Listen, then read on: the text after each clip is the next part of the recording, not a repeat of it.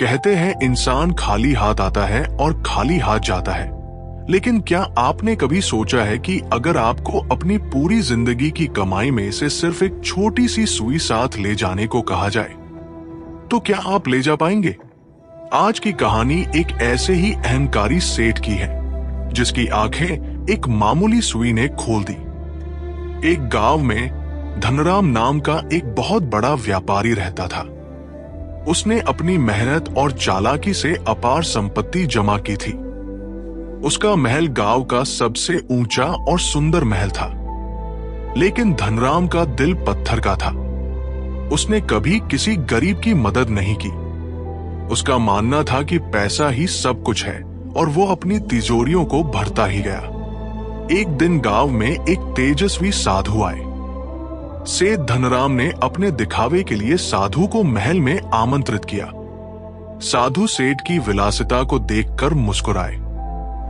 अगले दिन जब साधु जाने लगे तो उन्होंने सेठ को एक छोटी सी सिलाई वाली सुई दी और कहा, सेठ जी, मैं एक लंबी यात्रा पर जा रहा हूं। क्या आप मेरी इस सुई को अमानत के तौर पर संभाल कर रख सकते हैं? जब हम मृत्यु के बाद परलोक, दूसरी दुनिया में मिलेंगे, तब आप मुझे ये सुई वापस लौटा देना। सेठ ने सुई रख ली, लेकिन जैसे ही साधु गए, सेठ सोच में पड़ गया। उसने सोचा, मैं मृत्यु के बाद ये सुई परलोक कैसे ले जाऊंगा? शरीर तो यहीं जलकर राख हो जाएगा, तो ये सुई मेरे साथ कैसे जाएगी? वो बेचैन हो गया। उसने बड़े बड़े पंडितों को बुलाया और पूछा, क्या कोई ऐसा तरीका है जिससे मैं मृत्यु के बाद कुछ भी अपने साथ ले जा सकूं? मुझे साधु को उनकी सुई लौटानी है। सबने एक ही जवाब दिया, सेठ जी, सुई तो क्या, इंसान अपनी खाल का एक टुकड़ा भी साथ नहीं ले जा सकता। सेठ धनराम भागता हुआ साधु के पास गया और उनके चरणों में गिर पड़ा। वो बोला, महाराज, मुझे क्षमा करें। आपने मुझे जो सुई दी है, मैं उसे परलोक नहीं ले जा सकता। फिर मैं उसे आपको वहां कैसे लौटाऊंगा? साधु ने शांति से कहा, सेठ, जब तुम जानते हो कि तुम एक छोटी सी सुई भी साथ नहीं ले जा सकते, तो फिर इस महल, इस सोने और इस अहंकार को क्यों इकट्ठा कर रहे हो? मृत्यु के बाद केवल तुम्हारे कर्म तुम्हारे साथ जाएंगे। सेठ की आंखें खुल गई।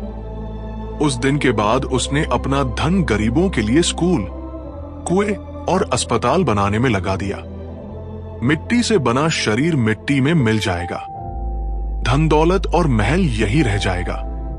अगर ले जाना है साथ कुछ, तो दुआएं कमा लो, वरना परलोक में सुई भी ले जाना मुश्किल हो जाएगा।